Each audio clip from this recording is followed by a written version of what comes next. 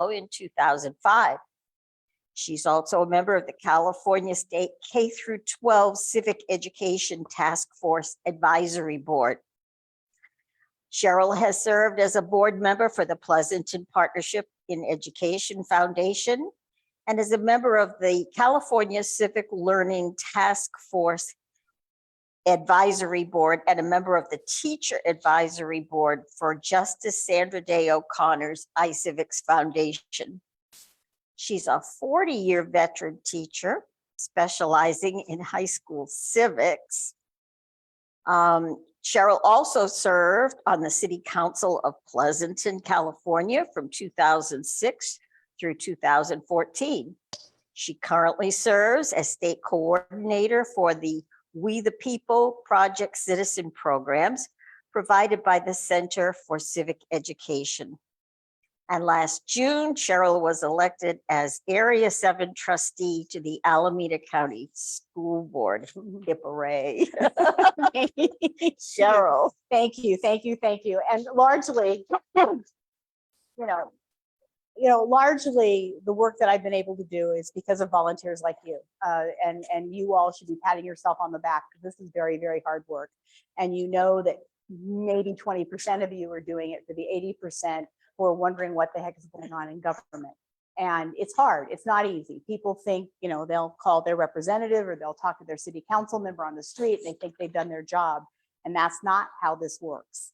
And so I want to say first, thank you to you all for allowing me to serve you. I wouldn't be here without Livermore, especially in terms of the Alameda County Board of Ed. And just so you know, I love our new superintendent. The board is great. We're making really good progress in terms of dealing with underserved populations and making sure that kids are getting what they need. We just received a huge grant. We actually received it before we were all in office, but it is to institute mental health services for K through 12 kids, juvenile justice kids, community-based kids throughout Alameda County. So we're really, really excited about that. And I couldn't do this work if it wasn't for you all. And I apologize if I'm going to be sitting and standing and putting ice on my knee, but I'm on day 27 from a full knee replacement. So I feel grateful to be here and thankful that you asked me. So one of the things that we're talking about today is this idea of how do you affect state legislation? And I'm not going to lie, I'm going to tell you it is very difficult when you have a supermajority of Democrats, and we're all tend to lean in that direction because everybody has an idea of how they want things done. You think it might be easier, and I think sometimes it's harder. I think and I'm generalizing here, I've been in government a long time, but when you have a majority like that, the sense that you don't need other people is probably more profound than if you're working to kind of break a stalemate or get through a wall. And so I think that what I'm about to tell you is true, not whether you're dealing with federal representatives, whether you're dealing with county supervisors, whether you're dealing with school board trustees or anybody else in this position. But first of all, somebody asked, what do you do to affect the bill? And how do I propose a bill? Much, much, much harder to propose a bill than it is to look to see who has the same interests that you do and tack on to an existing bill. With a supermajority like this, many of the bills that get passed into the hearings and onto the floor are things that have been in the pipeline. And so even though you can do this with a proposed bill, and there is a contest in California for high school students called, this should have been a law. And occasionally those laws do become, or those bills do become law. It's very, very hard to go in there from scratch. And if you're going to do it from scratch, you've got to be persistent year after year after year. So I prepared this graphic, and I think the people at home can see it on the screen. This, just kind of shows you the trajectory of how to get to where you need to go. The URLs at the bottom, I think, are really important, and many people don't know about this. So first of all, if you've got this idea, you want to propose a bill, obviously you want to find somebody that thinks like you do. So let's say gun control. Most people in this area that are like us would like to see some kind of gun control, common sense gun safety. In that kind of situation, you might go to Rebecca Bauer-Cahan and say, I'd like to propose a bill. She would know, A, what's in the pipeline, what she is willing to do, where it is on her priorities. That's the other thing. Where is it on the representative's priorities? But you're really not going to be talking to the representative. You want to know how to get to the person who's actually doing the research in order to get the bill passed. So the first thing you need to do is your research. So if you look here, you want to know who supports it and who are the co-authors. How do you find that out? If you go down to the bottom of the page and you look at follow the progress of the bill by number and you click on that, you can look a bill up by the content. You can look the bill up by the number. Probably you don't know the number, but most importantly, you can click on members. Click on the member you want to see. So for me, I was going to show you this to you on the screen, but for me, I went to members. I clicked on Rebecca Bauer-Cahan.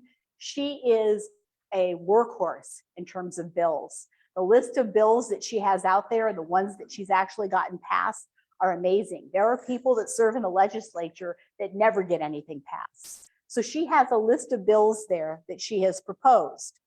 First thing I do is look to see, whether any of these kind of related to what I was looking to get passed.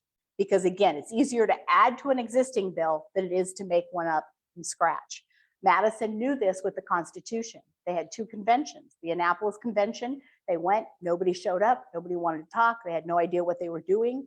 They went back home for 6 or 7 months. Madison was smart. He came back with a structure. Having a structure is really the key in terms of getting people to kind of understand that you understand the issue and that you've done the research. So if you go onto that list, and again, I'm sorry that you can't see it here, but people at home can click on that, go to Rebecca Bauer-Cahan, you could see all the lists of bills she has. It could be affordable housing. She has a lot. If your assembly member doesn't have a bill that you're interested in, but you find it with someone else, you can also ask that that assembly member co-author that bill. And if they have a good relationship with the person that authored it, that sometimes will happen. If it's something that's bipartisan in nature, sometimes coupling with someone that is not of your party will push it further. But let's say you're in that position. You've done your research. You know what Rebecca Bauer-Cahan has on the list. You have found something, gun control, affordable housing, whatever it happens to be, and you realize that there's something that you have an entree into. The next thing you do is you call her office. Now, in the center part of this, it says contact your legislator's office. A lot of people go to the website and they'll click on like the general number. Sometimes that general number goes into a hole. This is horrible, but when I was on the council, the number that they gave out for the city council members, I'm not sure they even ever checked the voicemail. That's horrible, but it's the truth. So the thing is, you want to get to her office, and I would first go to her district office. They may then send you to her Sacramento office. But the question is this: I've done my research. I understand that there's a bill out there that I'd like to talk about, and I know that this is really important to make sure that we have red flag laws in this area because we've had all these mass killings, 2 more today, by the way. And I'd like to know who's in charge of this because they have a staffer there that's in charge. They will say, Susie Smith. Okay, what is Susie Smith's email? Do not hang up that phone without getting that person's email address. Then they will say, well, I will connect you. 9 times out of 10, you're going to get voicemail. My advice is to have your email already constructed. Say into the voice, I'm Cheryl Cook-Kallio. I'm a trustee in Alameda County. I'm a citizen, and there's just been a shooting at a school near me. I'm really concerned about this. I'd really like to see what you plan to do about red flag laws, and I have some ideas. Could you give me a call back? And oh, by the way, I am going to send you an email so you'll have it in writing. So you've now made 3 touches. You've touched the person that answered the phone. They've taken a message. You've gotten to the voicemail, and you sent an email. That's 3 touches, right? Sometimes it takes 7 before you get an answer. Not because they don't like you, not because they don't think gun control is important. They might not, they might, they could be busy. It's because they get hundreds of these kinds of touches a day. And the person that's going to get the attention is the person that's persistent, polite, and organized. If you're representing an organization, mention the organization.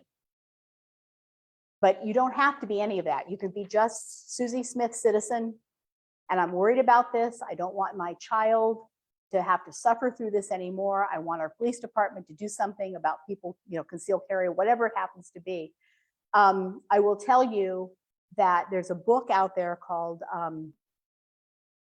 Participatory Citizenship by Stephen Francis. He's a professor emeritus from Annapolis. And he went and interviewed everyday citizens who did not consider themselves political and asked them how they made a difference. One of the people he profiled was the person that went through Love Canal and got the legislation passed to make sure that water and soil were clean.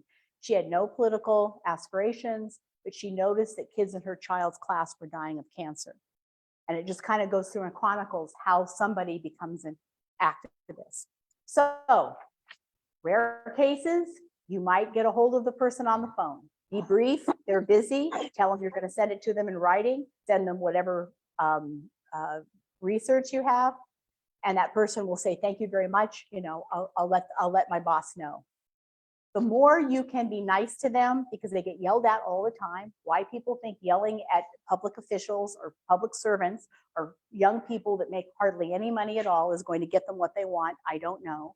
But the more polite you are, the more you thank them, the more you thank their boss, the more apt they're going to remember you. So the next thing is you go and you've got the contact, you've got their email, you know what they're doing, you've done your research. You're now trying to figure out whether they're actually going to do anything. I will tell you, I just hit the mic, sorry about that at home. I'm sure I just smacked somebody in the face. I have done this hundreds of times.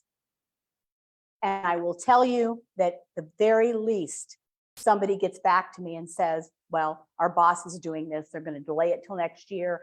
Occasionally, I'll get an answer and say, could you help us with this? Would you work with us on putting this bill together? That happens a lot in the education field because that's where my expertise is. But it works. Only once, and this shocked me to death, I was calling about a federal bill having to do with civic education for everyone in every district. And if they're going to deflect, they generally will say, well, they don't have time to look at it right now. We had 120 Republicans and 121 Democrats sign this letter. And Tom McClintock's staffer said, he just said no. I went, what? He said no to civic education? Like, why would you do that? So, occasionally you'll get somebody like that. Not as priority, not talking about it, not interested. But that's very rare, very rare. So you get to 5 days, you haven't heard anything. And maybe they'll tell you, we'll get back to you in a week. Give them the time that they've said they were going to get back to you. If they say 3 days, give them the 3 days. If they say a week, give them a week. But after that, resend an email and say, I know you're really busy. I'm really sorry to be bugging you, but this is really important. And we just want to know where it stands. And I wanted this to be at the top of your email when you opened up your email box in the morning. So that takes a little bit of strategy, right? Don't send it on Saturday night. There'll be 200 emails ahead of them. Send it like 8:30 or so, Monday morning, or in the morning when they're just about to look at their email. That's what, 4 or 5 touches at this point. Many of you know, if you've been part of an organization, that organizations often lobby members up in the state capitol. And this is all, we're all trying to get the bill on the calendar and get it to a hearing. We're not even at the hearing yet. So you're going up there to lobby. You're actually not a lobbyist unless you're paid. You probably should not refer to yourself as a lobbyist. You are an advocate. You don't have to be with an organization to make an appointment with your assembly member in their office or in the office in Sacramento. There have been a number of times I've taken teachers up there to talk to assembly members, just a bunch of teachers. We just want to talk to you about the kind of work conditions that we have.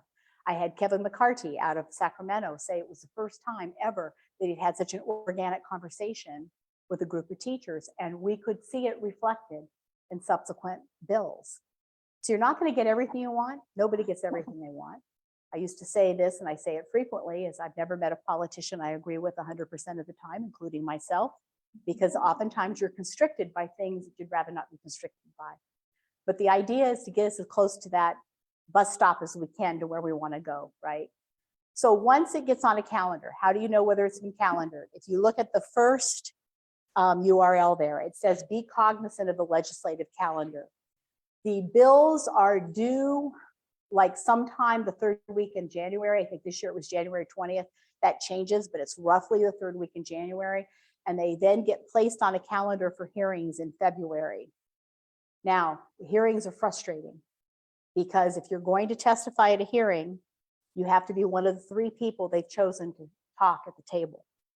The rest of us stand in line and say, I'm in favor, I'm against, I'm in favor, I'm against, I'm in favor, I'm against, which you can do in writing also. All they do is tally those up. Now, sometimes it's important to show up and get in that line, and sometimes there's nobody in that line. But you have the option of commenting and writing.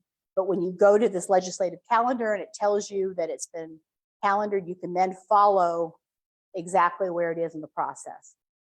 The thing is, you have to dog your assembly member through the process. The other question that I would ask the staff is, who else can I call that needs some help? Is there other areas of California that I could like lean on my friends to make phone calls? Because again, the squeaky wheel gets the grease, right? All the time.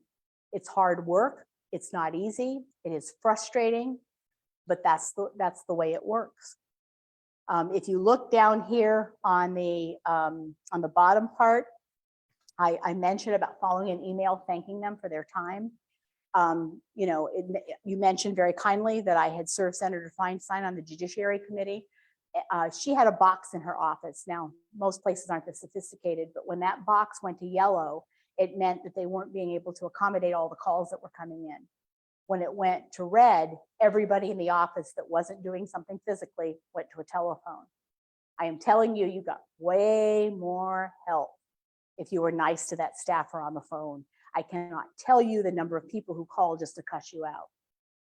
And I don't get, I mean, maybe it made them feel better. I don't know, but it ruined my day. We had a staffer once, somebody actually sent her some dead black roses. I mean, could you imagine being that angry that you do that to somebody whose job it is to help constituents? I mean, it's crazy. So when I sit down here on the lower right-hand side, I said, if you don't hear in a week, send another email. So at the top of their box, do not be afraid to call, and then rinse and repeat. And you do this every time you want to make an impact. Now, when people say to me, and I may have told this story to Livermore Indivisible before, but I'll do it again. When people say to me, I don't want to call them, they're busy. They're busy doing your work. That's their job. They want you to call, particularly if you agree with them. They're really thrilled to have you call. But I was up there with about 14 teachers, and we're walking the halls, and this was right after I'd run for assembly, so I kind of knew everybody in the hallway. We had met with 8 assembly members that day. That's a lot. You're never going to get that many appointments. But I said to them at lunch, I said, how many of you have ever had an elected in your room? 2 of that 14. The 2 that I had either been the team mom when she was in We the People with my son and was a colleague of mine and helped coach the team. So she and I were, and she's a Madison Fellow. The other one was now vice principal of Livermore High School and a former student of mine who is now a teacher. The rest of them had never, and they were veteran teachers, had been in the classroom for 20 years and had never asked an elected to come in and talk to their government class. That is baffling to me, baffling. And they said, we don't want to bother them. First of all, there's not an elected on this planet who doesn't want a picture with a bunch of kids. Really, there isn't. Secondly, it's a captive audience. It's very appreciative. So they're not challenging them. They're not likely to send dead roses to them or yell at them, right? But very rarely do you get someone just flat out say they won't do it. And the one time when I taught middle school that I asked a school board member to come, her staffer called and said she wasn't available. And I was a little bit irked about it because I knew her and I thought, she couldn't call me herself. Well, what had happened is I didn't know she was in Italy. And when she got back, I get a call from the office and she had figured out what period I had these students and just showed up one day. So it wasn't that she wasn't being responsive, it was that the staffer wasn't going to tell me she was on vacation. So assume that they have good intentions until you absolutely know otherwise. Now, if you look down on the bottom, and again, I could have clicked on all of these, but you know, it's like having a fire drill in the middle of class, you go with the flow, right? If you look at the two bottom URLs, the first one will tell you who your assembly members are and who your state senators are. Now, you all know that in this area, but you know, the boundaries change. But the important thing to know this too is to figure out who else in the state is an ally of your assembly member, because no one in the assembly gets this done by themselves. They all have friends that think similarly to them, or they have cohorts on the other side of the aisle that will look for things to compromise on. I will tell you, Vince Wong, surprisingly from Bakersfield, he's a Republican. He's one of the ones that you will hear Democrats say is good to work with. That's a good thing to know, because if you can make the bill bipartisan, it kind of sails through a little easier than if you've got some struggles and things. Speaking about Bakersfield, if you all haven't heard, Bakersfield had a school district, Beardsley School District, that raffled off an AR-15 in a school raffle. I took the article, and you know, Rob Bont is a friend of mine. I sent it over to Rob Bont. I said, "Is this legal?" And I sent it to Eric Swalwell, and Eric sent me a note back and said they have the highest rate of gun violence in the state, Bakersfield does. But they raffled off an AR-15. I have no words. I have no words for that. You know, I just don't get it. And I understand the Constitution, but no, I mean, no right is absolute in my opinion.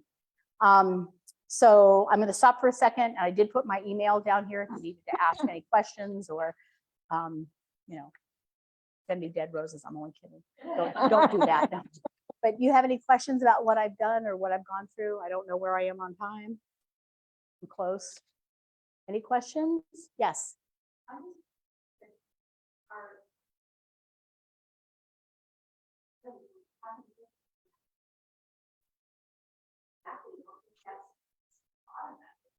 Right.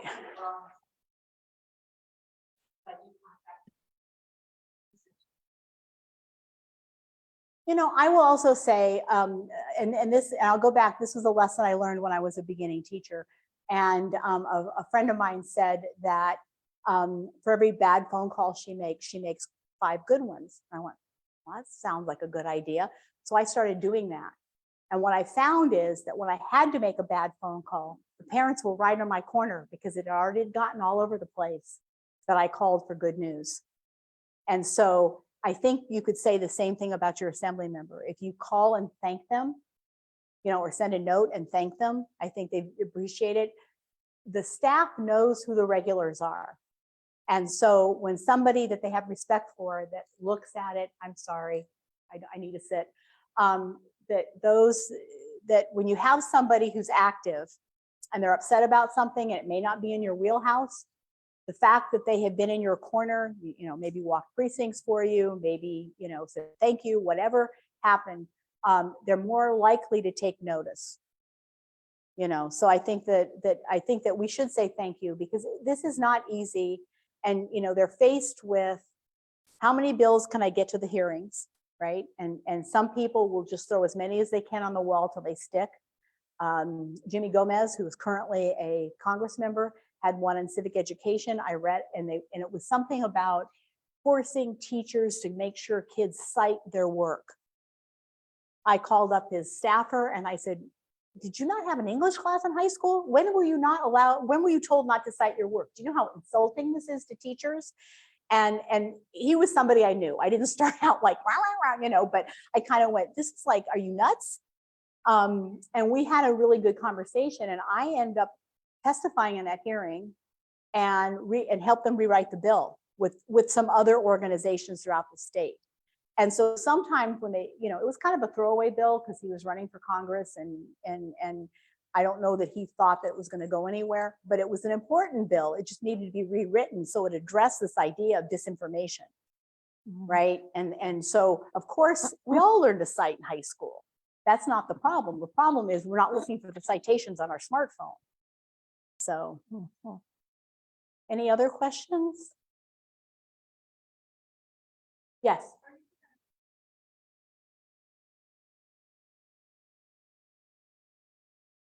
Well, if it passes out of committee, it will go to the Assembly or the Senate, and at that point, there's a vote.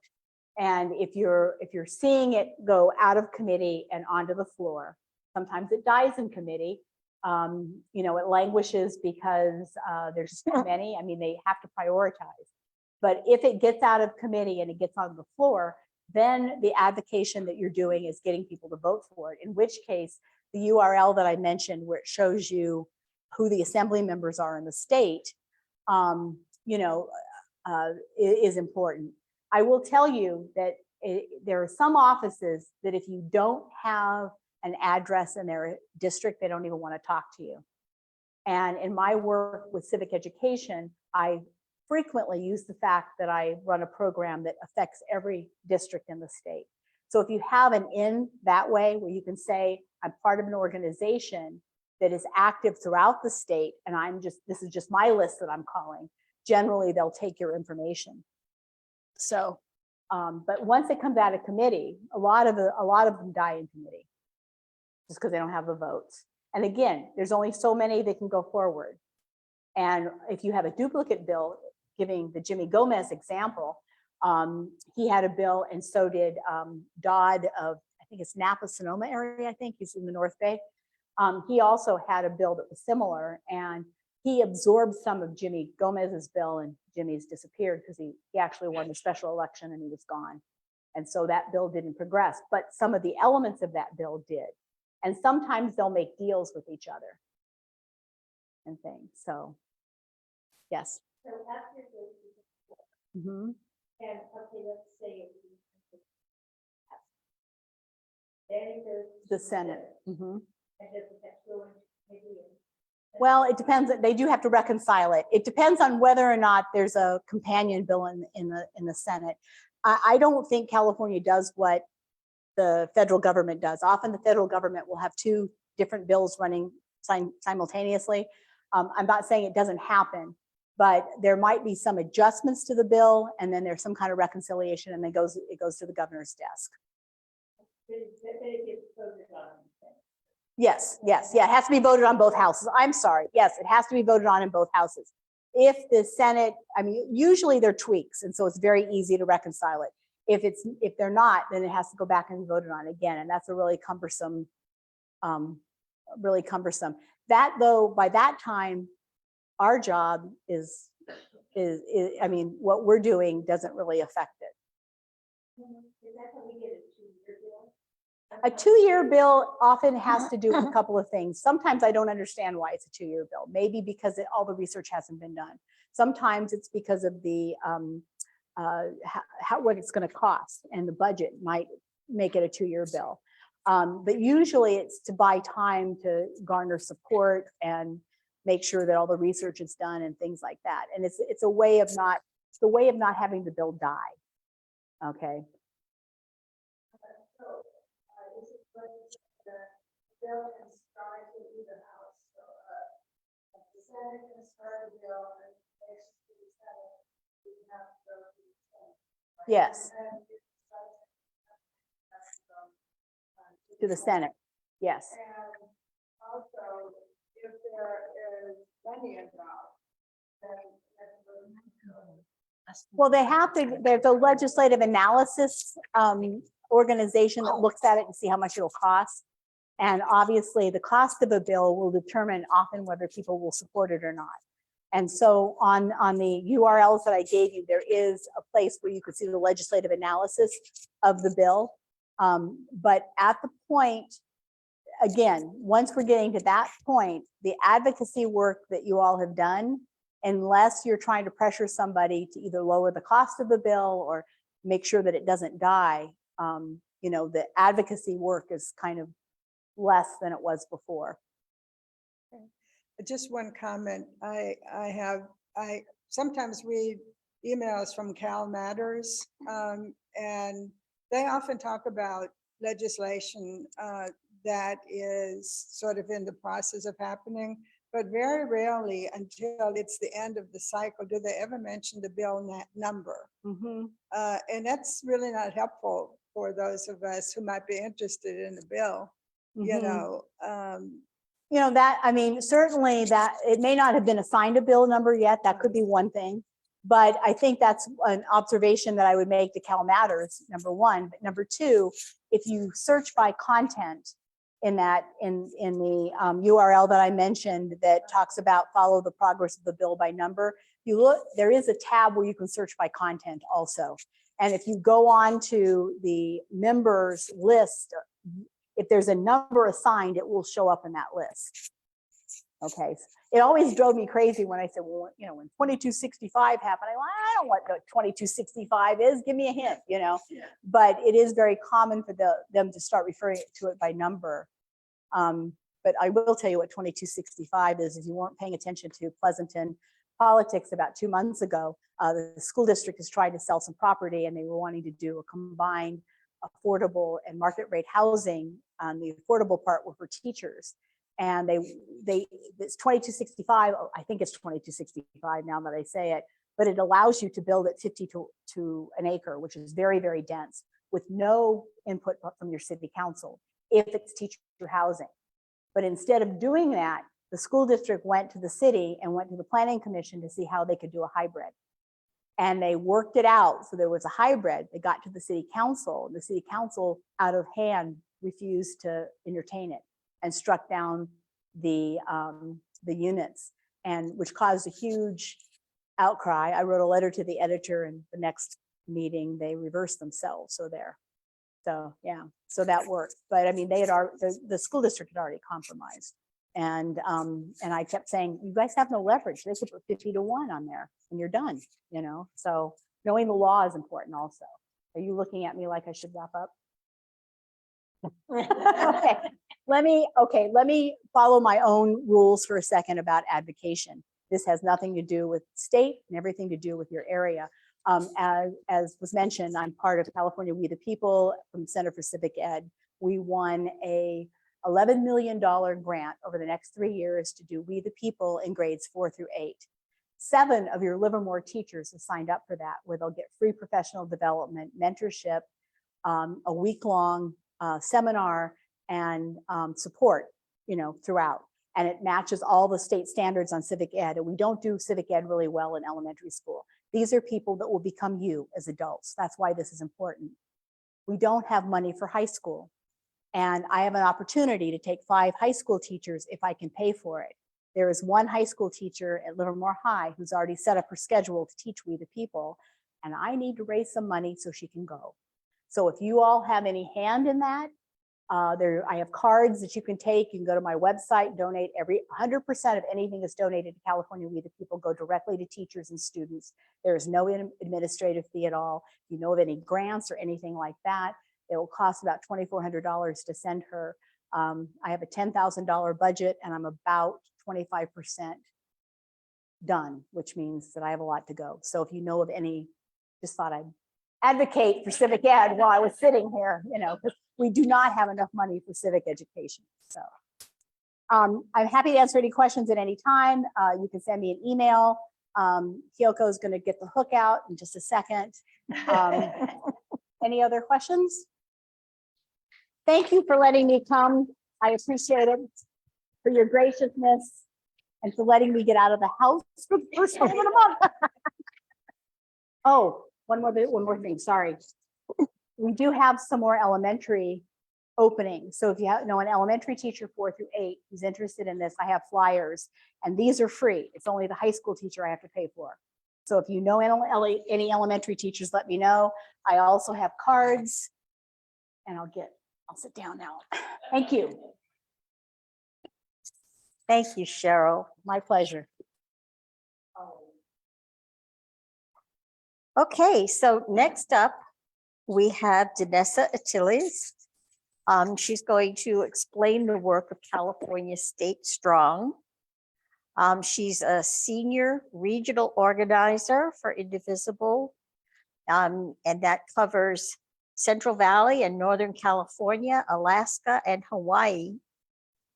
Yeah, Denessa has been with Indivisible almost 4 years, having started as a group leader for Indivisible California 7.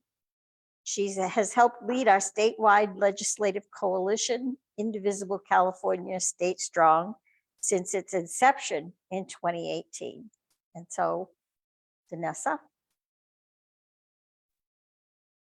Thanks, Joanne.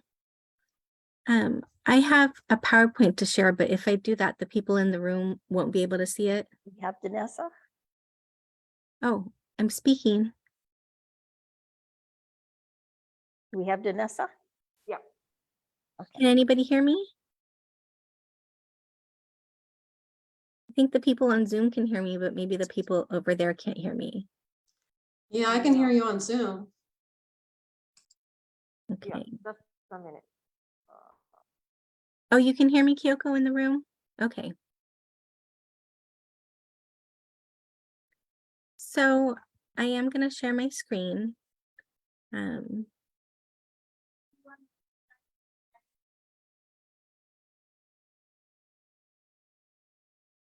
right. So thanks for having me today. I'm super grateful to be here. I love talking about state policy, and I loved the interesting conversation you all just had before me. So I love learning new things. I am here today to talk about Indivisible California StateStrong. This is an organization that started as a idea from Indivisible San Francisco with 3 members. Jiggy, Renee, and Spencer started this in the end of 2017. And I just happened to run into them at a conference in December of 2017. And we shared a workshop together where we discussed this because we were the only Indivisibles there. And sort of got involved in the work of doing this. So what it is a coalition of now more than 80 indivisible groups across California.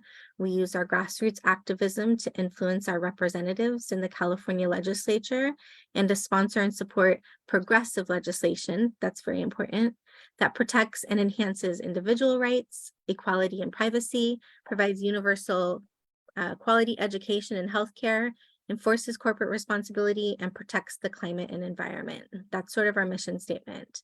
And we do that by having 5 work groups that I'll talk about shortly, but I wanted to talk about some of the work that we've done over the years. Like Joanne said, we started in 2018 with a handful of indivisible groups, and we've been adding indivisible groups as the years have gone on.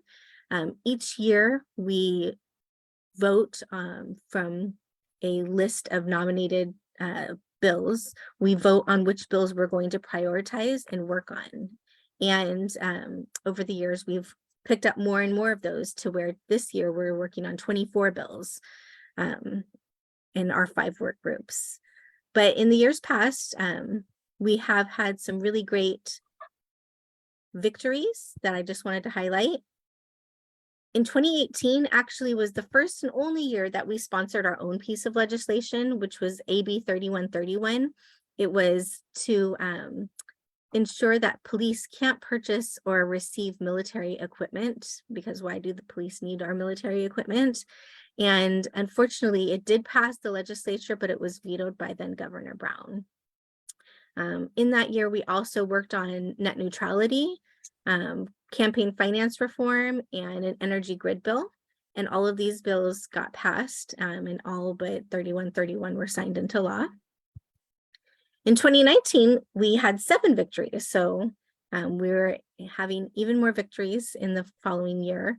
One of those victories was the AB 392, which was the police use of force bill. That came about after the shooting of Stephon Clark here in Sacramento.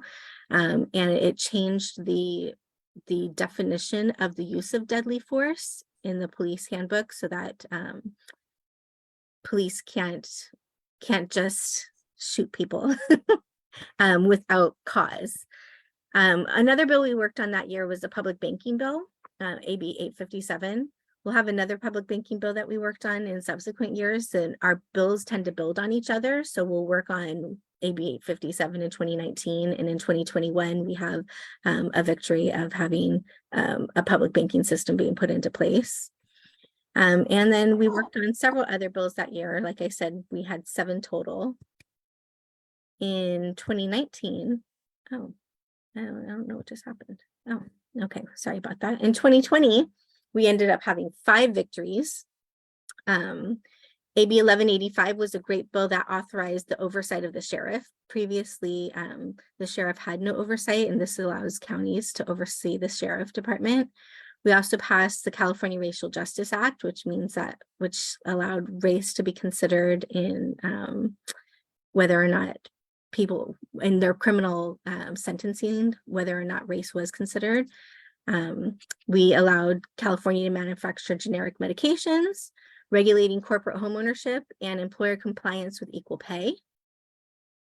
And in 2021, like I mentioned before, building on that AB 857, we had AB 1177, which was the California Public Banking Option Bill, which was the first state government in the nation to offer universal consumer banking.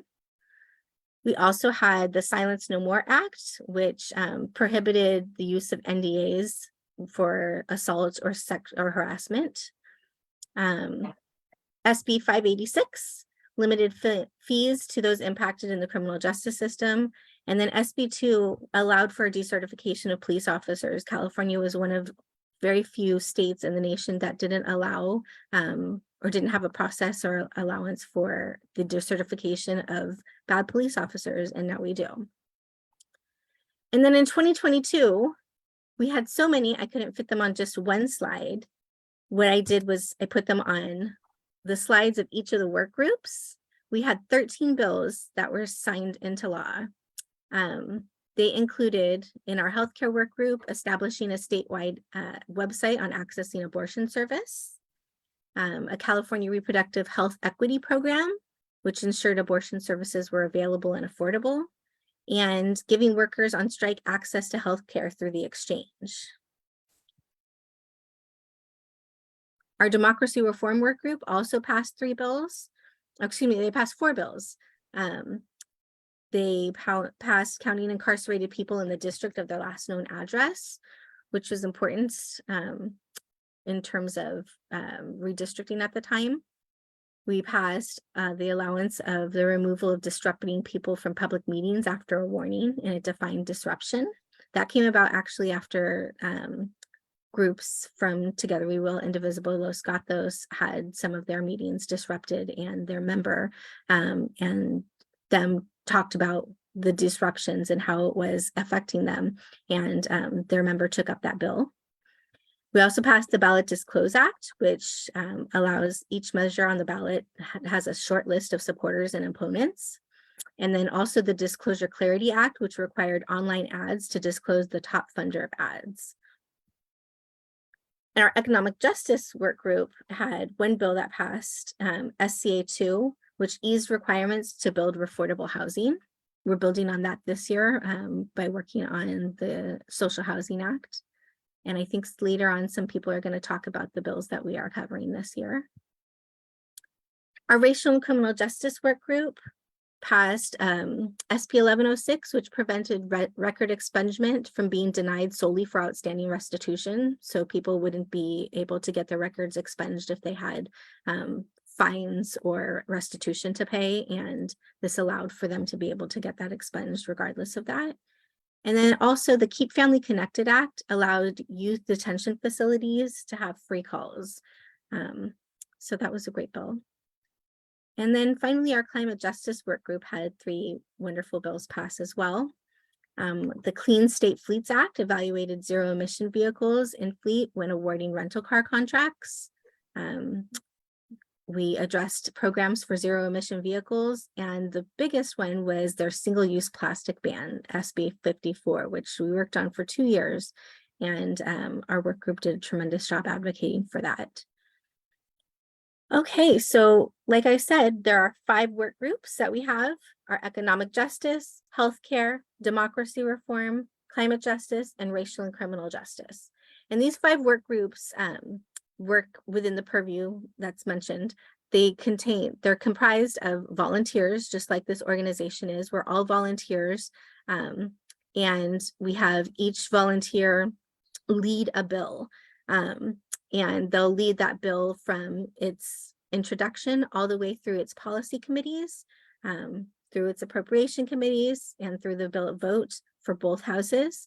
And we also advocate for bills after they've passed the legislature and to get signed by the governor. So we have these 5 work groups, and we always could use more people, because the more people that we have on these work groups, the more bills we can take on and work on, and the more support that we have for the bills that we work on. Our work groups do this work like, I'm sorry, I forgot the person's name before me. Apologies, but it was wonderful conversation. But just like she had mentioned before, through advocacy, we follow these bills, and we will call the offices, like she had mentioned, and talk to whoever's in charge of those bills, and ask, if we can have the fact sheet, and if there's a sample support letter, and what coalition is behind this bill and how can we be connected to it. And then those bill leads will get connected to a coalition if one exists, and participate and sit on their calls. And then they'll follow the bills to their hearings. So they'll give Me Too's when it's an option. Unfortunately, the Assembly removed the option for telephonic Me Too's for most of its committees, but the Senate still allows them. And they'll give Me Too's telephonically, or we even have a few people here in Sacramento that will go to hearings, particularly for our climate justice work group. We have somebody here that goes to a lot of those meetings. But yeah, that's what our work groups will do. They'll follow it all the way through till the end, submitting support letters. If there are targets, for instance, if there's a person that's on a committee that the organization that's leading this bill says, oh, this person needs a little bit more support, can we have people from his district call him and ask him to say yes to this bill when he's in committee? We will use our list of all of those 80 groups that we have across the state to reach out to the people that are within that district and ask them to call and rally support for this bill. So our breadth as an organization, with the many indivisible groups that we have, allow us to be a really powerful force. Indivisible is recognized as a really powerful force in the state capitol. In fact, I was just at a award ceremony for building the California Dream Alliance, which is a progressive table of organizations across the state that are progressive that we sit on as part of the coalition here. And I was at the award ceremony, and Alex Lee, who I was introduced to when I said I was from Indivisible, he said, "Thank you so much. You guys support all of my bills." And we support a lot of his bills because he's one of the most progressive members in the assembly. But yeah, we're recognized. Just the name Indivisible is a really powerful force. So just to show real quick, we track our bills and we make everything public. We want everybody to be able to access the information. So we have a public calendar of each work group, all the bills that they're working on. And it tells people when it will be heard in committee. And it also tells people what they can do now, like submit a support letter or call in for a hearing. And it allows people to see all the documents affiliated with this bill. So we have that publicly available for people to just be able to track that information. And then we also put that information on our California Indivisible statewide calendar. So if you were to go to the calendar, you'd see hearings, you'll see group meetings. You'll also see our work groups meetings on here, and you'll see some national calls as well that are part of Indivisible. But this is a great tool that we use to encourage people to attend these hearings. As you can see, there are many hearings in a day, and many of these hearings can overlap with each other.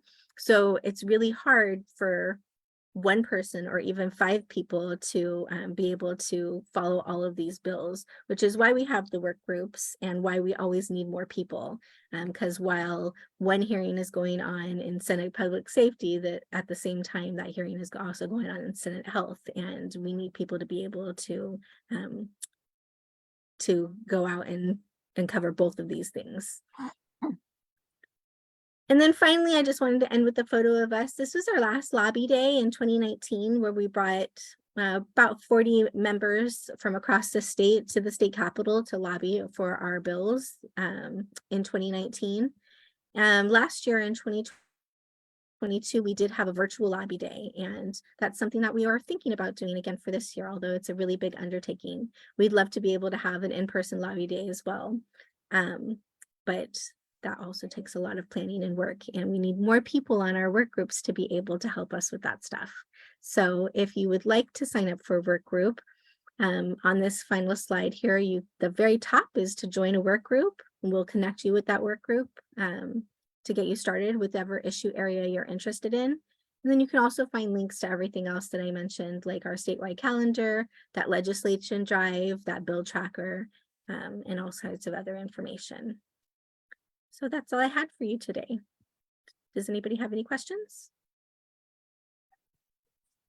Oh, I can see everybody in the room now.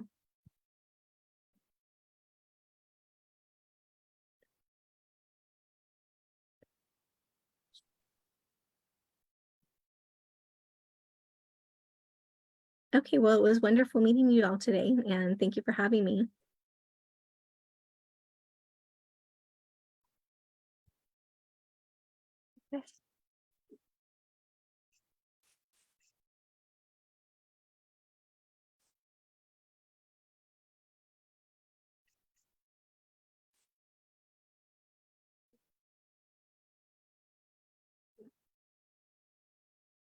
Okay.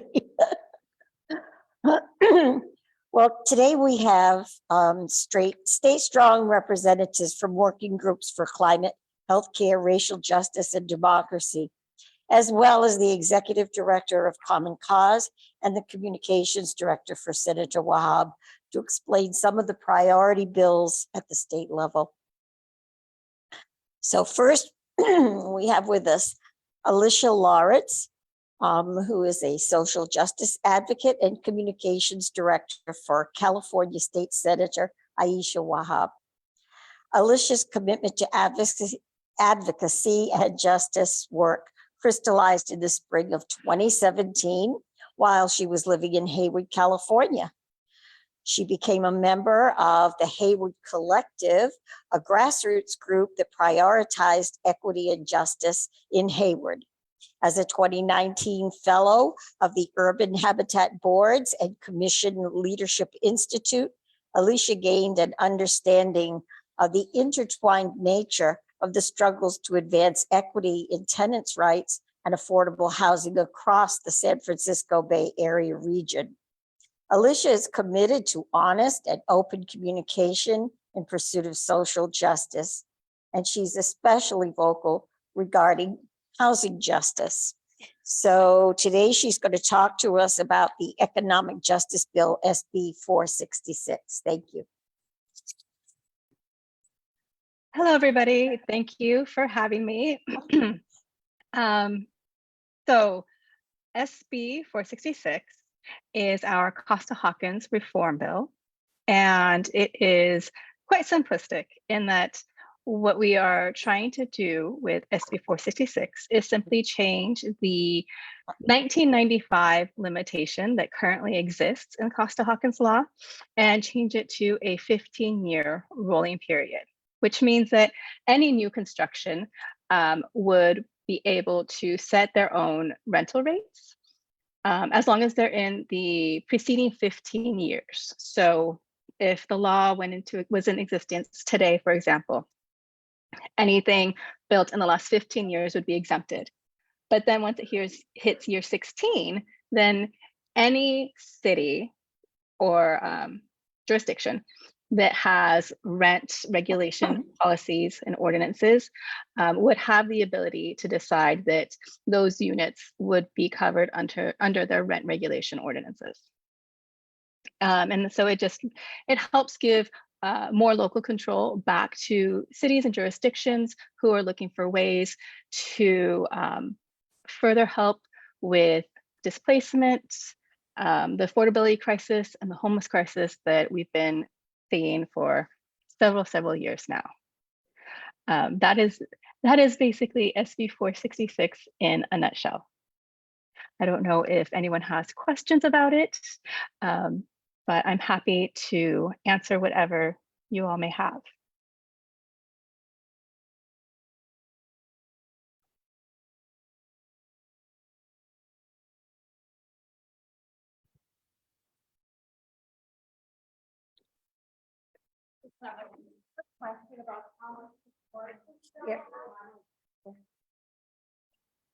How much support this bill has is my question. Are there other co-authors? How many others? Is it bipartisan? Just curious about the support.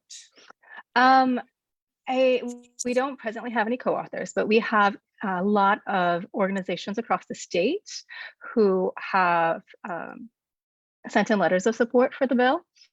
It goes to hearing on this Tuesday, the 18th. It'll be heard in the Judiciary Committee. And we are actually feeling really positive about the possibility of this getting out of committee.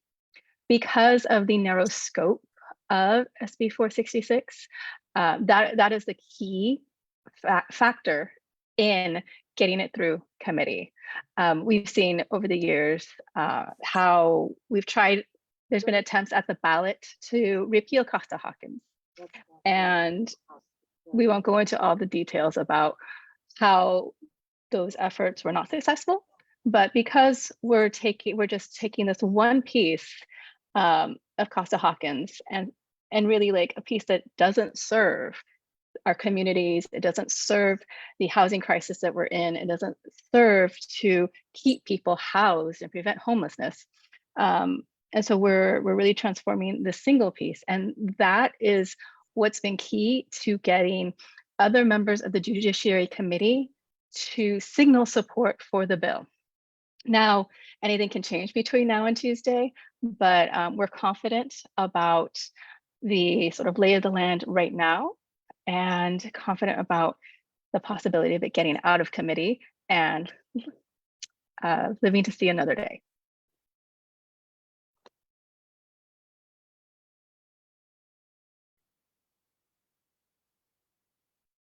No more questions?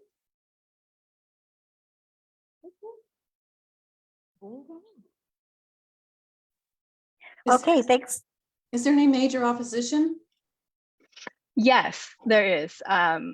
So consistent with previous efforts to tackle Costa-Hawkins, opposition consists of the California Apartment Association and essentially like all their different regional chapters. So the sort of Los Angeles extension of California Apartment Association, the Bay Area extension of that organization as well. Realtors are opposed to the bill. I've spent the past 2 weeks basically responding to the concerns being raised by opposition and dialing into a lot of research and studies because the opposition's position is that changing Costa-Hawkins would only would reduce housing units, would reduce property values. These are sort of like their typical arguments, but we have we have decades of rent regulation policies across the country. We have a depth of knowledge about how to mitigate the things that we saw when rent regulation policies were initially established back in like the 70s. So we know what to, we know we have best practices that exist. So any municipalities that choose to enact rent regulations, who choose to readdress their existing ordinances, they have an understanding of how to prevent the things that landlords are raising as concerns. And also, we have a lot of studies and research and data that indicate the things that they are hailing as issues, like property values, those things, there's no merit to them. The data doesn't bear out that those are actual problems with rent regulations. You know, rent regulation ordinances do not deter new construction. Again, that's borne out by the data across the country, that it is actually other factors like presently interest rates as they are. Those are things that inhibit new construction, not rent regulation ordinances.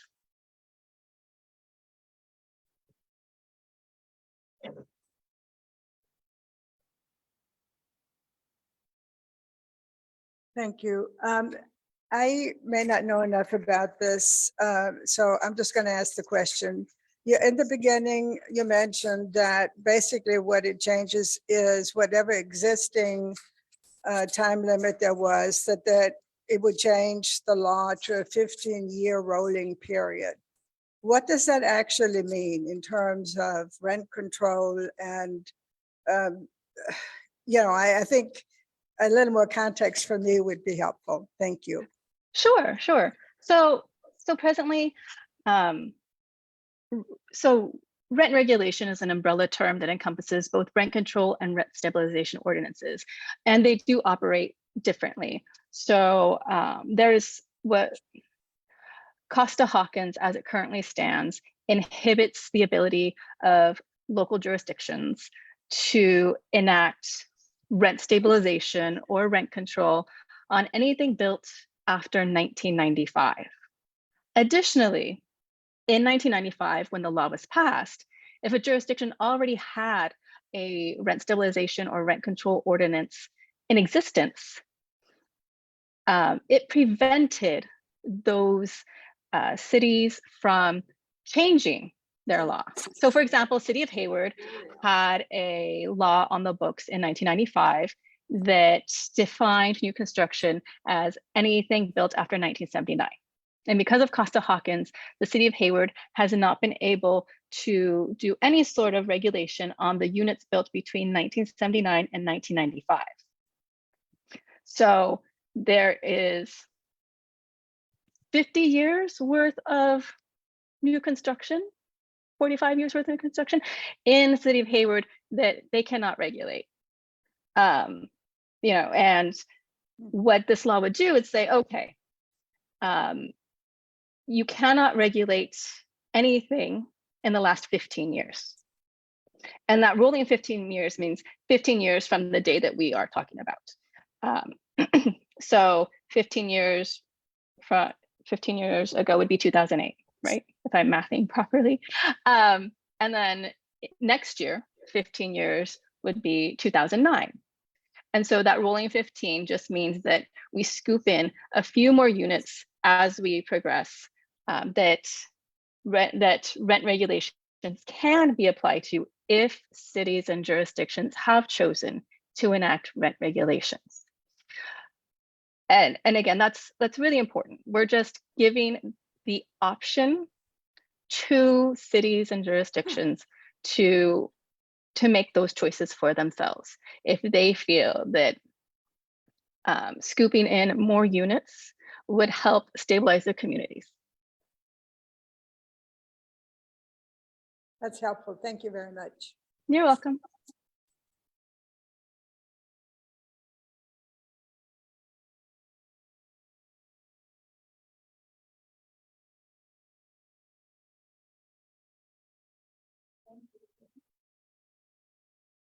Thank you very much, Alicia. Next, we were scheduled to have Jonathan Medestein, the Executive Director of Common Cause, but unfortunately, he's unable to join us this afternoon. And so we have Laurel Brodzinski, another staff member from Common Cause, and I'm going to let Laurel introduce herself. Thank you. Hi, everyone. I'm Laurel Brodzinski. I am the Legislative Director at California Common Cause. Thanks so much for having me, and sorry about the little scheduling conflict there, but I'm so happy to be joining you today. I'm going to be speaking about AB 1248, which is California Common Cause's sponsored bill to extend the required use of independent redistricting commissions in large jurisdictions across the state of California. And this is coming out of work that we've done.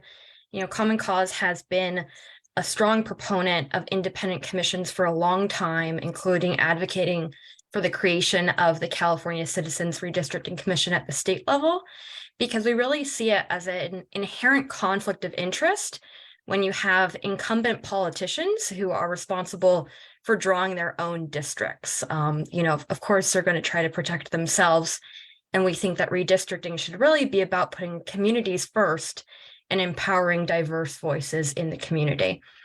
And so, you know, from that work on the state level to in the 2020 cycle, work with our partners like ACLU, League of Women Voters, and the Asian Americans Advancing Justice, Asian Law Caucus, we observed over 100 different local jurisdictions redistricting processes.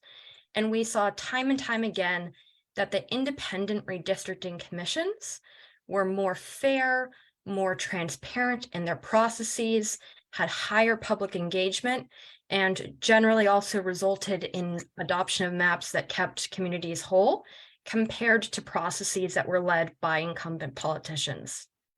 And so we're advocating, along with our co-sponsors, League of Women Voters and Asian Americans Advancing Justice, to establish independent redistricting commissions in cities, counties, school boards, and community college districts over 300,000 in population.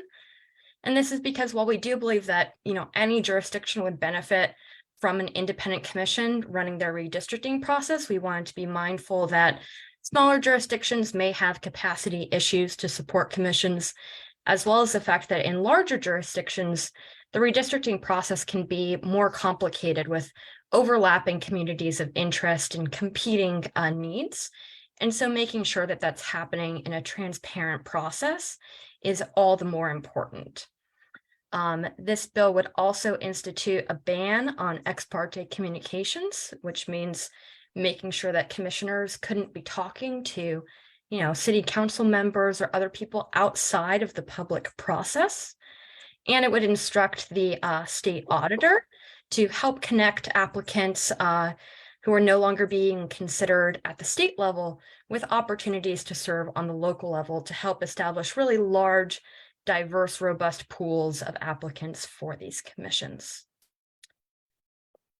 And I'm happy to take any questions that you might have.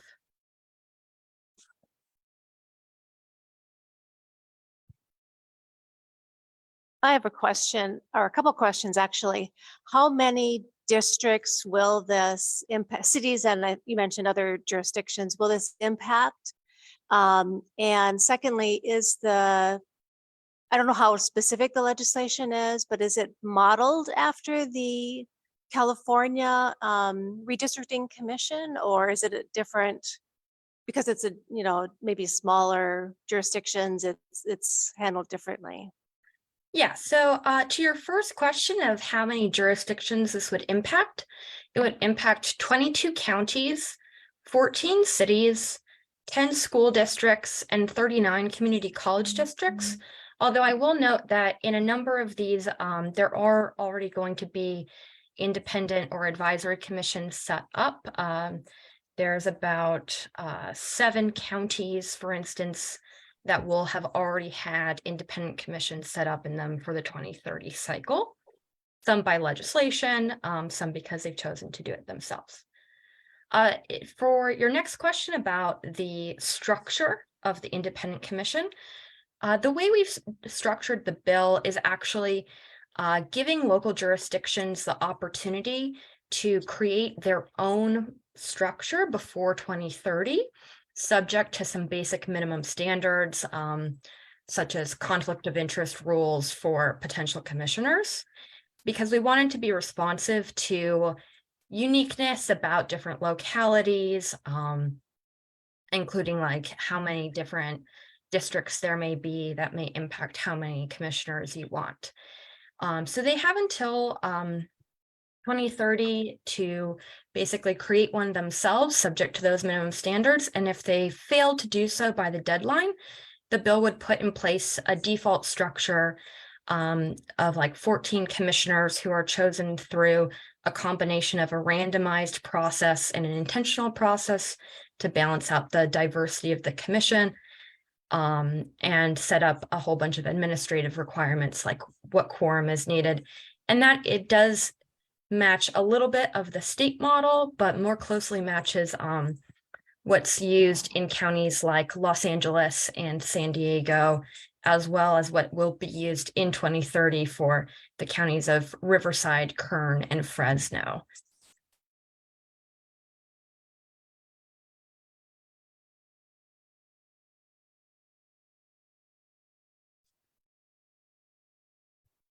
Any other questions? All right. Is my button on? All right, thanks so much, everyone. Okay, thank you so much, Alicia. That was really informative. Next, we have Raj Fay, who is on the steering committee of Change Begins With Me, an Indivisible group in San Diego. In 2021, Change Begins With Me decided to actively participate in the Indivisible California StateStrong bill nominating process, supporting or opposing California legislation. Raj volunteered to be the lead person to follow and report on priority bills that Change Begins With Me had nominated. This is Raj's third year with California StateStrong, and she's the facilitator for the Democracy Reform Group. And she's with us today to talk some more about AB 1248. Thank you, Raj. And thank you. Thank you for the unexpected opportunity to talk about AB 1248. It was nice to hear Laura talk about the implementation of it. And I remember when we first looked at bills to nominate for priority, I remember there were a number of bills that were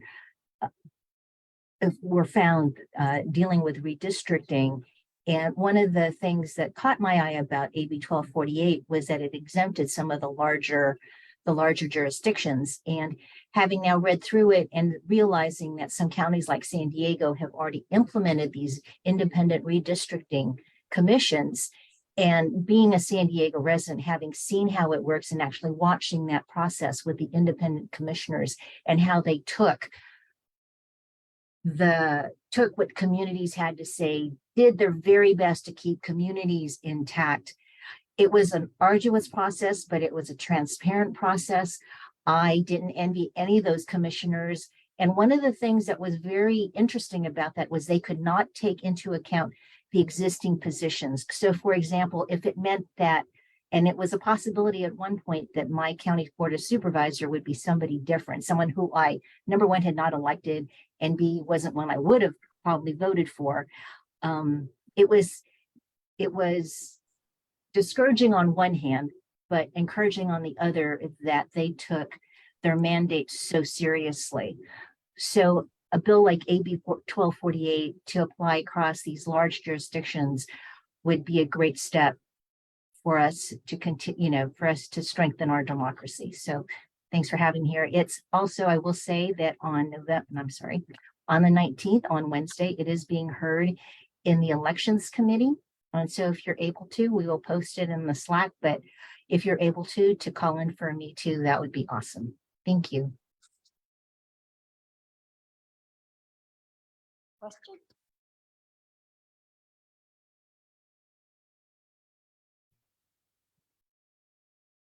Hi, thanks so much for being here. I just have a really quick question. Who actually makes up the independent commissions? Like, are they appointed? Who's like the group of people that would make up these boards? I don't know, maybe Laura can answer that question. I was under the impression, at least in San Diego, people applied for those, for the positions. And you had to state if you had a party, if I remember this correctly, because it's been a little bit, but if I remember correctly, there were people you had to state if you were signed up as either a Republican, Democrat, or an independent.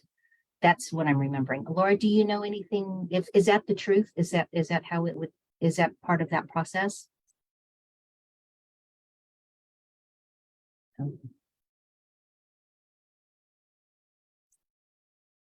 Anyway, thanks for that question. I think that's how it worked when it was done here. Okay, thank you. You're welcome.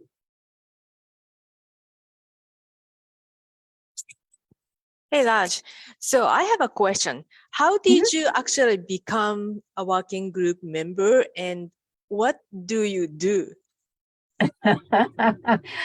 I became a working group member because my group, Change Begins With Me, had decided to be actively involved with Indivisible California StateStrong. And we had nominated bills across all 5 working groups. And one of the criteria is too strong a word, but one of the asks was, if you nominate a bill and it becomes a priority bill, do you know somebody that will lead the bill, or at least, or will you yourself lead the bill? And I said, if any of the bills are nominated, I'll volunteer to be that person. And we ended up with bills nominated in all 5 working groups. So it's been quite an adventure. Democracy reform is the one that I facilitate. I also Zoom in with a healthcare work group, racial and criminal justice, as well as economic justice. I've never been able to, because of the timing, because of the way the Zooms are scheduled, I've not been able to join the climate justice work group, but they're pretty strong groups. So, but thanks for that question. Was that Kyoko? Yes. Thanks, Kyoko. So another question is, how much is the learning curve? Was that easy to learn the process, or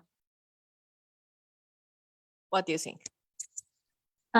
Well, it's been a very supportive group. Denessa Atiles is great. She knows lots of questions. And as far as the learning curve, it's, every year it's just something more to learn. I feel like I'm still a newbie at this, trying to understand the deadlines, how a bill is a 1-year bill, how a bill becomes a 2-year bill, how a bill, for one thing, some things I still don't understand.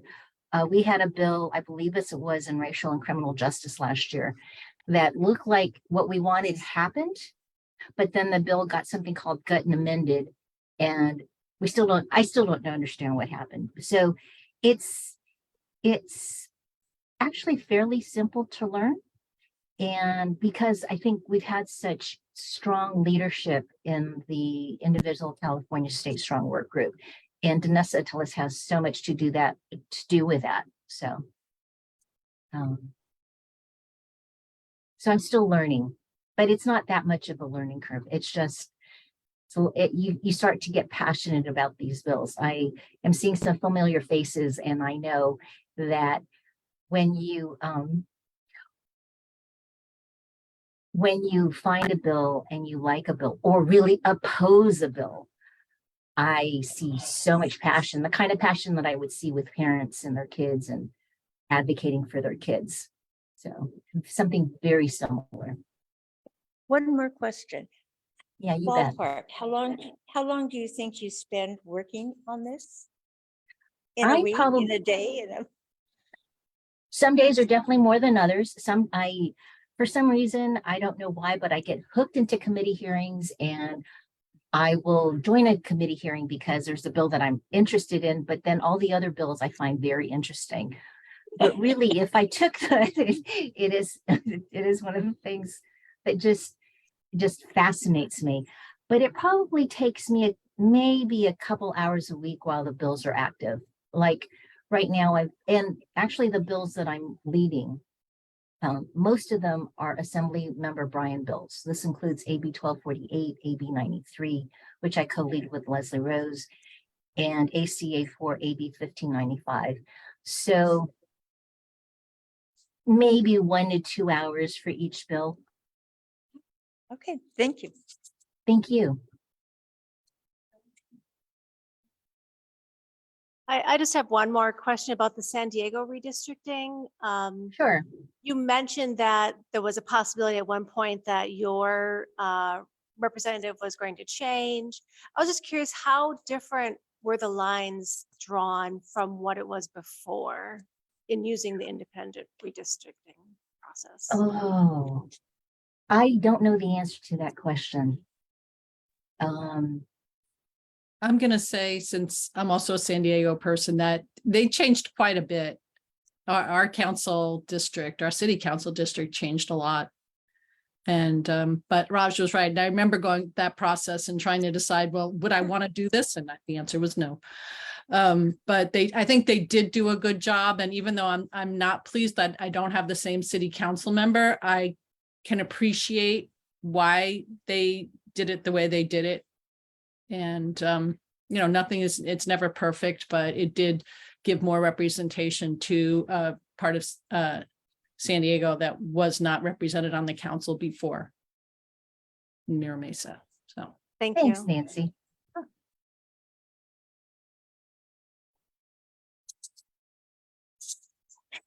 Thanks so much. And now I'm going to call on Nancy. Nancy Kern is also a member of the steering committee for Change Begins With Me. And she's originally from New York. Then she went to San Francisco State and lived in the Bay Area for 14 years before moving to San Diego. So she's seen a little bit of California, I guess. She's been an activist for peace and social change for her entire life. Prior to COVID, she served as a sound engineer for in-person rallies. Now she serves in the California StateStrong healthcare group and as a liaison with an allied group called, I hope I pronounced this correctly, Ataxum Pomquan, which is a Native American phrase meaning for the people. She's going to talk to us about SB 90, a healthcare bill. So thank you, Nancy. sure. Well, first of all, I'm a newbie on the California StateStrong Healthcare Committee, and I did get involved because Raj was doing so much work, and I thought I would support her by, you know, sponsoring a bill. So the learning curve it's not significant, but it is something, and there are a lot of good people all around that will help you to figure out what you need to do when you need to do it. So SB 90 is the Insulin Affordability Act, and it is sponsored by Scott. And I don't know if he's a whiner or a wiener, but he's from San Francisco, and he's our guy, and he does a lot of good things. And so first, a few facts about diabetes, which is that there are 4 million California adults who have diabetes.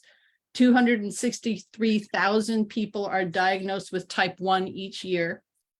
And 1 in 6 adults over 65 has type 2 diabetes. And that is even, there's even more among ethnic and racial minorities, as well as low-income families. So it is a really significant health issue affecting Californians. The 7th leading cause of death in the United States.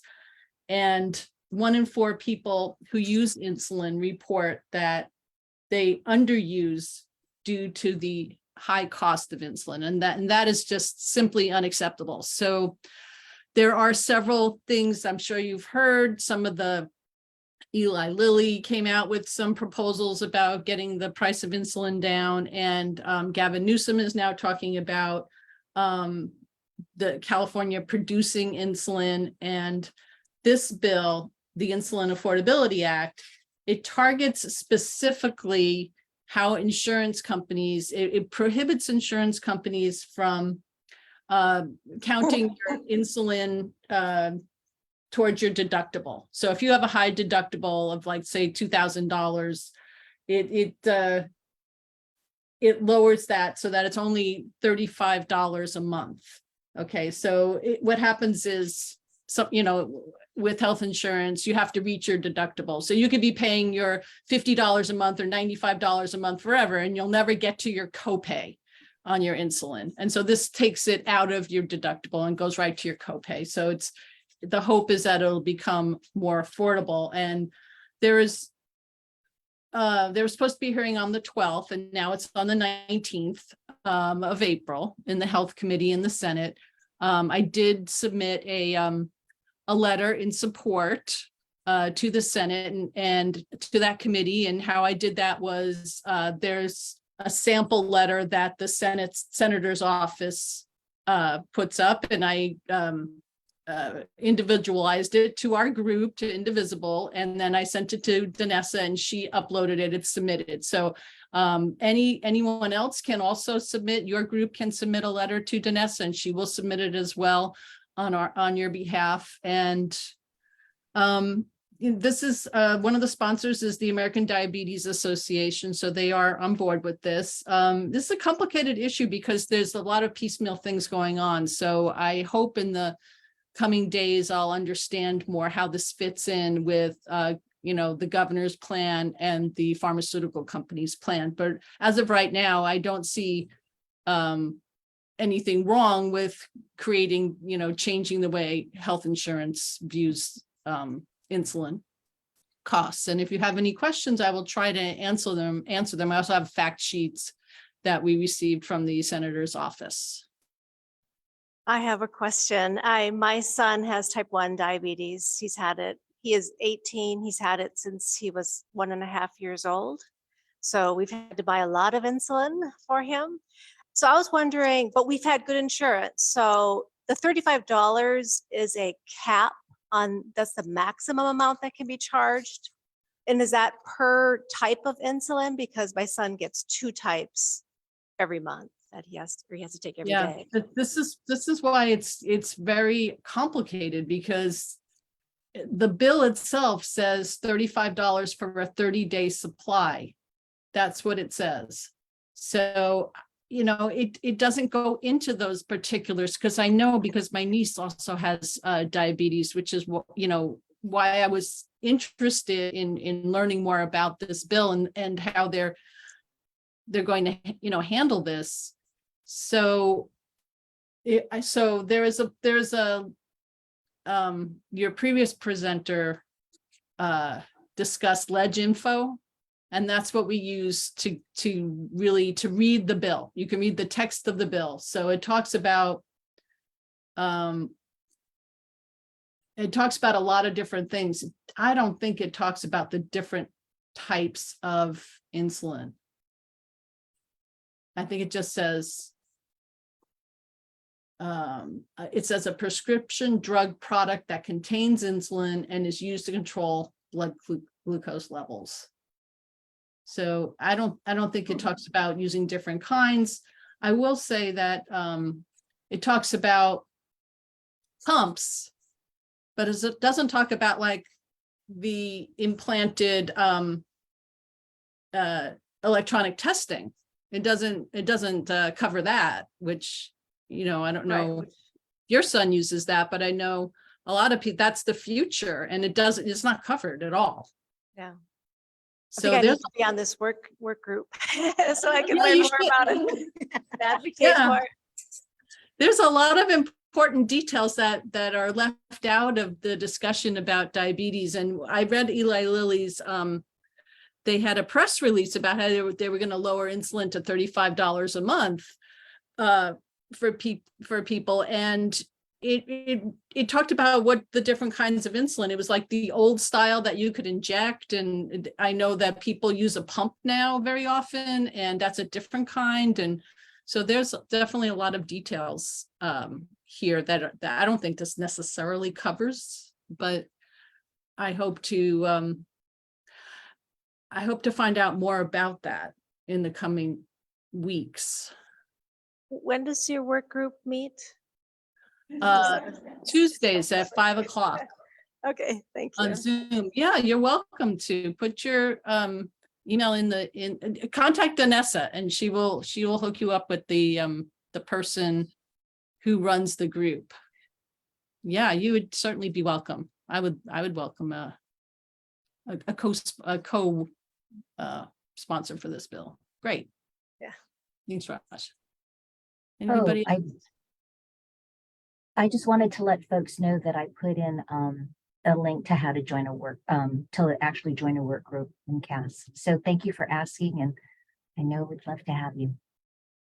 So Raj, I have a question for you. So this is going to go to committee. Okay. And I don't want to put you on the spot, but so this goes to committee and they're going to discuss it. Okay. And then if and when it passes out of committee, then it's going to go and get voted on, or is it going to go, where's it go after that? So the text of the bill, I haven't looked at the bill, but it will say, like in the first paragraph, when you look at ledge info, which you had stated, down kind of in that first block, at the bottom of that block, there's a line and it will say majority, appropriation, I think. Fiscal financial. committee, yes. Local Yes. program, yes. Appropriation, no. So it doesn't have to go there. So if it doesn't have to go to appropriation after it passes through, and if that's the last committee, if that's the only committee it needs to go through, then No, it could. fiscal. Oh, fiscal. Mhm. I'm going to have to turn that one to Denessa. I'm not familiar with that committee, but let's say that's another committee. It could go to, I think it could go to the floor. So, Okay. but I'm not really sure. See, this is a learning process for me too, and for all of us. So, anyone can get involved in this and you learn as you go along, and stuff that impacts you either personally or stuff that you're just interested in seeing, work through or opposed, like Raj opposed, then you can, you can work through it. Anybody else?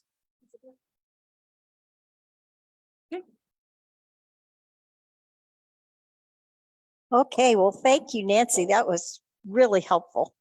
Great, thanks. Next, I'm going to call on Leslie Rose. She's a member of Indivisible East Bay and the StateStrong Racial and Criminal Justice Work Group. She helped to organize last year's StateStrong Lobby Days. And before retiring, she worked as an appellate public defender and a law professor teaching criminal procedure. She's going to speak to us about SB 50 on racial justice. Thank you. Thank you. So I'm the lead. People have talked about what that involves on SB 50. And this talks about pretextual traffic stops. It's sponsored by Senator Bradford from Gardena in Southern California. It has a number of co-sponsors.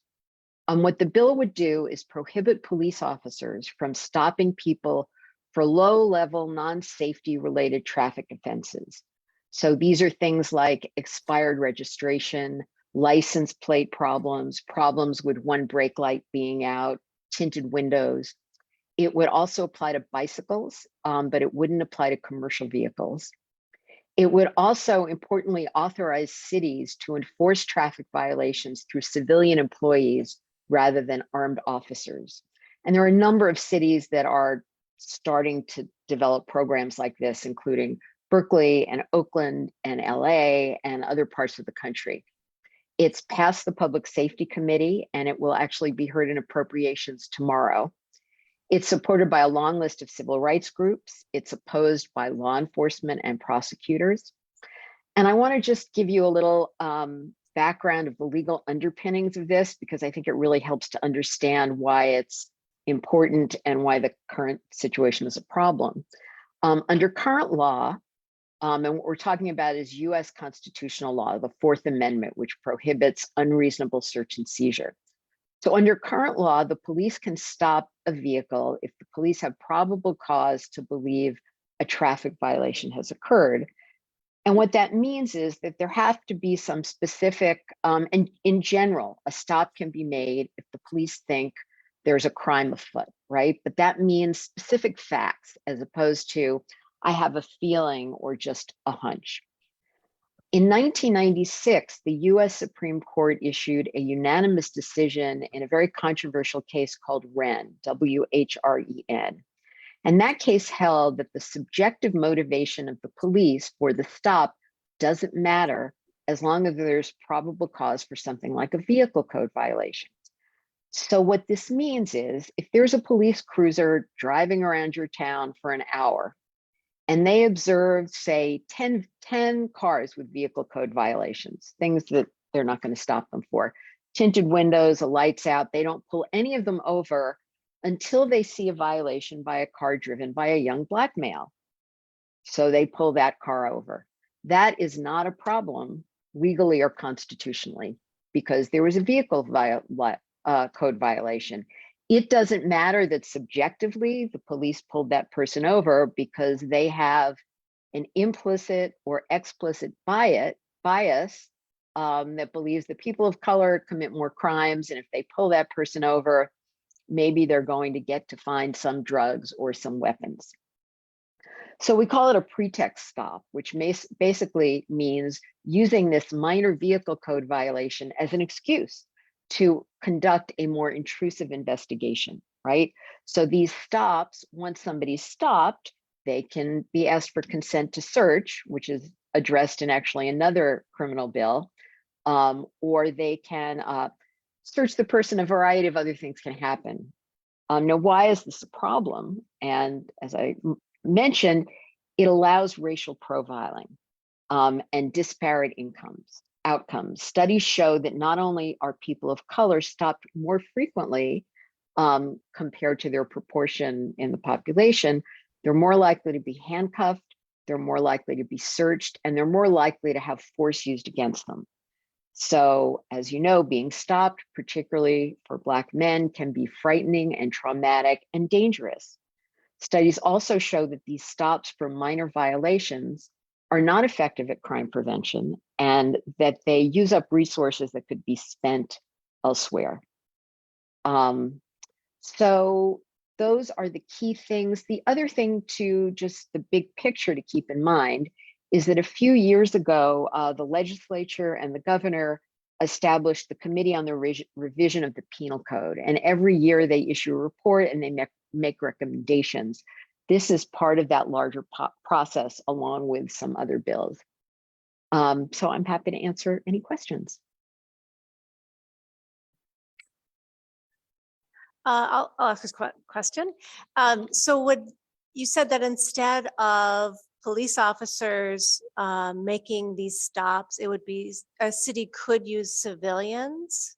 Would Yes. these be city employees, and would there be any parameters around their ability to stop people? They would be city employees, and that hasn't been developed yet. The idea is that they wouldn't be armed, right? And presumably they wouldn't be making arrests, and they wouldn't be searching, and it would be a less dangerous situation. But I think the idea is that this would allow cities to develop programs. So could the city also use things like cameras that they may have in intersections, for example, or things like that to get at these minor infractions? Yes, it doesn't specifically address cameras, but yes, if they have a way of capturing the license plate, instead of stopping somebody, they can send them a citation or a warning. And some cities have even experimented with sending people vouchers to get the problem fixed, with the idea that safety is the priority, not punishment.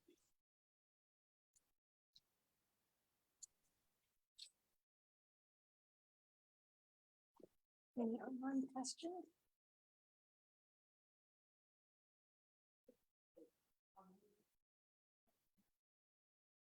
No more? Okay. Okay, it appears we have no more questions. And Leslie, thank you so much for helping us you. with that information. And now, last but certainly not least, I'm going to call on Cynthia Shallett. Cynthia has a master's of city planning from Berkeley and worked on redevelopment and affordable housing projects at SHRA for 30 years. She became interested in national politics after the Parkland school shooting and after Trump was elected, like so many of us, I guess. But she began to realize the biggest danger facing us is rapid global warming, and that we have to do everything we can to reduce carbon emissions now. She says that Indivisible California StateStrong got her working on rooftop solar issues, but she expanded to working with other climate groups fighting climate change. She's convinced that our main focus to fight climate change is to electrify everything as fast as possible. And today she's going to be talking to us about Senate Bill 49. Cynthia? Okay, thank you very much for inviting, oh, let's see, am I on mute? Thank you very much for inviting me. I'm part of California StateStrong. And like some of you have asked, is it hard to learn how to do this work with California StateStrong? They just provide a really good framework. And you could see Denessa had that reporting system so we could keep all our hearings straight.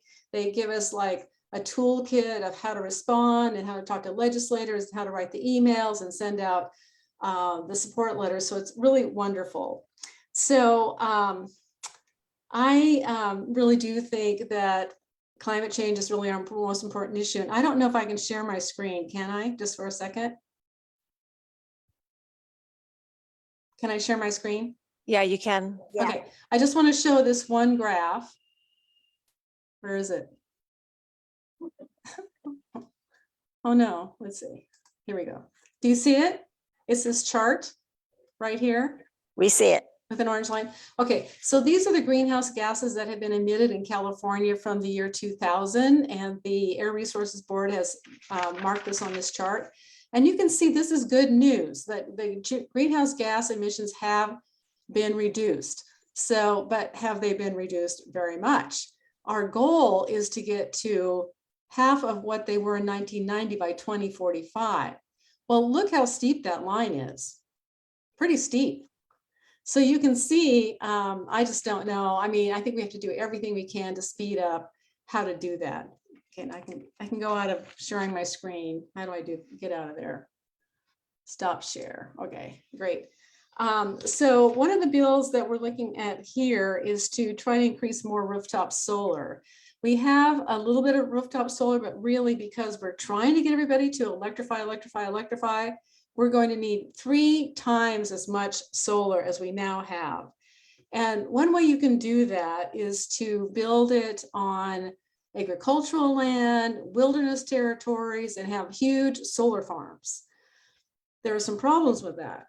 One is that you have to build these huge transmission lines, which are very expensive and cause danger like wildfires. And the permitting process is like 10 years. So what makes more sense is to try to get more solar on our existing build structure. So this bill from Ken Becker has 2 parts to it. One is to try to incentivize having more of this solar built on parking lots, at shopping malls, schools, churches, and that kind of thing. Trying to do that by taking away all the sales tax. And in other words, just eliminating all the sales and use tax on these projects. So the amount the developers have to pay for materials and equipment is reduced by that 7% about that they pay for sales tax. So, and the other part is they want to ask Caltrans to try to build more solar on their right-of-ways. Well, Caltrans is a huge bureaucracy, and they just don't even have any idea how to lease land or build solar or do battery storage or anything like that. So this bill starts out kind of slow with them and just says, do a plan to figure out how to lease that right-of-way property. I think this is all pretty exciting, actually. So let's see. And there's some other benefits to having this solar built on the built environment, because it's close to where people are and where they have to send power. You need fewer transmission lines, and it doesn't overload the grid, which we're really worried about. And it just helps spread out the use of solar, and it doesn't have to necessarily be under the utility company. It can be decentralized, so that's good. And that rooftop solar in communities, it provides more shade. So let's say on a school playground or, anywhere, the temperature's getting warmer and warmer and warmer. So here's some shade that's coming. And also if the highway system ever figures out how to lease their right of ways and build it, there's a lot of revenue that can come in from leasing that land for the solar development. I think schools and churches could also gain money too from leasing their land to this kind of development. So that's what we're doing. And I don't know, it's pretty simple what I went into. It gets a little more complex. Our main opposition is the League of California Cities. And they just say that the cities can't afford to give up the sales tax on these solar arrays. And our comeback on that is, well, first of all, of the 7% sales tax, the cities only get 1%. The state takes the 6%. So it's the state taking the cut. And also, even if you count trying to get in a lot of the solar projects, it's still not a very big part of the budget. So that's our answer on that. And the other thing is, every city is supposed to be trying to reduce their carbon emissions. And if they aren't trying to encourage more solar, they're not doing it right. And they're not going in the right direction. So with that, we hope that this incentive will help encourage solar arrays over parking lots and playgrounds and create good paying jobs. Are there any questions about this? I have a couple of questions. So you said it wouldn't overload the grid. Is that because the power is located more closely to the people that will actually use it instead of having to go through the transmission lines where you lose some of the power? Okay. Yeah. Yes. Yeah, and even going through those long transmission lines, it loses about 10% of the energy too, so they're inefficient. Yeah. And how does this, or does it fit in with the PUC recent policy, or I'm not sure what the word is, regulation, that they're going to pay less to those of us with rooftop solar already? How will this fit into that, or does it at all? This is why we have this bill. So we used to have net metering, which said that when you produce solar on your roof, that when you sold your excess solar back to the utility, they would pay you some money, right? The retail price. And they cut that in half, like really low. So you get a lot less money for selling your excess solar to the grid, to the utility company. Well, that was a big incentive for people to put up rooftop solar. And it's a big incentive for these big developers to put up these large arrays too, disincentive. So we're trying to counteract that by doing this sales tax break. Now, it won't help you necessarily on your little rooftop, on your house. This is for the big arrays over large properties. What we're doing on the net metering is with my Green Alliance group, Rooftop Solar Rights Alliance, we're appealing the decision by the CPUC and trying to say it goes against their own rules to cut that net metering. So so we're kind of going that track. We're trying to pursue it on that track. Does that answer your question? Yeah, it does. Thank you. Okay. Yeah, net metering really got us all up in arms.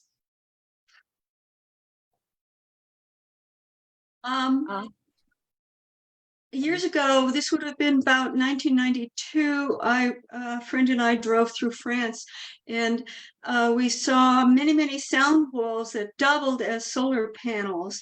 Has any thought been put to something like that? I haven't seen that one specifically, but there's a lot of bills out there. I have seen the one they're trying to put them over the irrigation ditches on farmland, but I haven't seen the one on sound walls. That sounds like a good one. Now, there's also, you can do solar panels for windows, on windows too. I just think the technology maybe hasn't gotten that good yet to really adopt that widely here, and maybe the same thing on the sound walls. Well, that technology existed and was in place in 1992 in France. Well, I don't know why we're not doing it. Sounds like a great idea to me. And it would follow the highways, which sounded like an issue. Yes, but have to get permission on them for the right of ways, right? Yeah. And while we're talking about that, maybe put solars on moving cars But anyway, my question is, so we're talking about more on the solar. What about the other renewable, wind and other types of energy I'm or not- sources? I'm not working on those bills.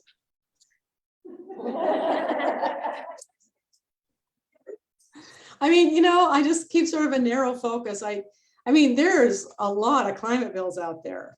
And so we've just picked our 5 in the California StateStrong. And so we're working on those 5. The other big one I'm working on is divestment, having CalSTRS and CalPERS not invest in oil and gas. So that means the pension funds will take their money out of the oil and gas industry. So that's a big one. Yeah, we have 5 bills we're working on. Thank you. We'd love to have somebody join us. We need help. Oh, and you know how Denessa said, people go there, we have some people in Sacramento that go down to the hearings and do the Me Too's and the support for the bills. That some of that's me. So I'll go down to those hearings. It's been very interesting. But one of the opportunities is that this just happened on Ken Becker's bill, this one right here. He came out after the hearing and met me in the lobby and said, thank you so much for coming. We really loved your support letter. You know, this really helps us a lot. And then I was able to ask him just personally, what else would you like us to do? And he said, oh, I'd like you to see if you can get some support from the chairwoman's constituents. Can you see if there's Indivisible members in her district and have them send her letters? So you kind of get that personal exchange going, and then you hear more about the opposition, and they'll say to you, well, maybe you can do this, or, you know, you can work with this committee. So that's been very interesting.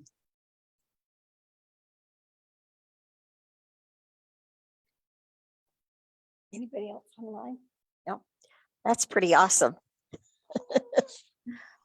Okay, Cynthia, thank you so much for being with us and giving us all this information. That kind of wraps up our information on bills that are pending. So I want to thank everybody for coming today. I have a couple of announcements. First of all, Livermore Indivisible is having a spring picnic on May 21st. That'll be from 1:30 to 3:30 at Big Trees Park on Cathy Way in Livermore. Everybody's invited. You can probably find more information about it on our website. I think it's up there. Not yet? Well, it will be. Okay, so keep checking for more information to come. I also want to tell you about the Livermore Rodeo Parade that we're participating in. That's Saturday, June 10th at 10 a.m. It's sponsored by the Rotary Club. And you know, a lot of people wonder why a progressive group like Livermore Indivisible participates in the rodeo parade. And the reason is that it's sponsored by the Livermore Rotary Club, and the funds from that go to scholarships and programs in the local schools.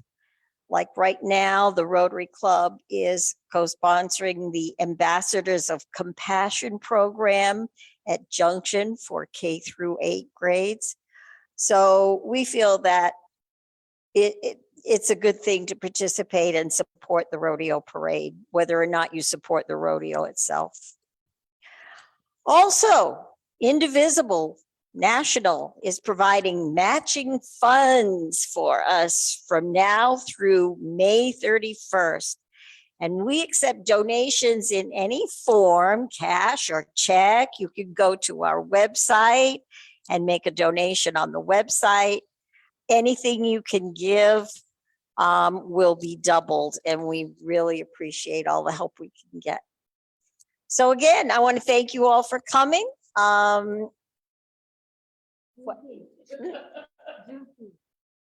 Oh, Juneteenth, yeah. Do you want to talk about that? I don't have any. So we are participating Juneteenth celebration at the Bankhead Plaza on June 17th, and we will need volunteers to participate. So watch for that sign up for both June 10th and 17th. Thank you very much. All right. I think that wraps it up. Thank you very much for being here. That was a lot.